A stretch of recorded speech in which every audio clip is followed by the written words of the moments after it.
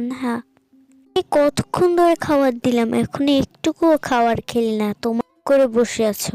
আরে আমার খাবার খেতে একদমই মন চায় না। তাহলে একটি গল্প শুনো।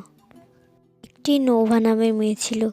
নোভা খাবার খেত না, তার কারণে সে সব খেলায় হেরে যেত, তাই সবাই তাকে নিয়ে মজা করত।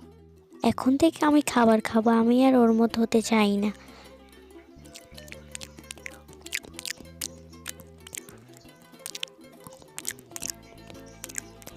মা, আমাকে আরো অনেক খাবার দাও, আমি আরো খাবো, আমার এখনো পেট ভরেনি।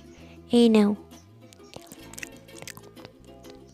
আমাকে আরো খাবার দাও, আমি আরো খেতে চাই, আমার এখনো পেট ভরেনি। খাবার খাওয়া ভালো, কিন্তু এত খাবারও খাওয়া ঠিক নয়। তুমি অনেক খাবার খেয়ে ফেলেছো, শাক সবজি সব কিছুই খেয়ে ফেলেছো, আমাকে তো একটু রান্নারও সুযোগ দেওনি। এখন কিভাবে আর রান্না করবো খাবার? খেতে নেই। আরে আমি তো লড়তেও পারছি না এত খাবার খাওয়ার জন্য।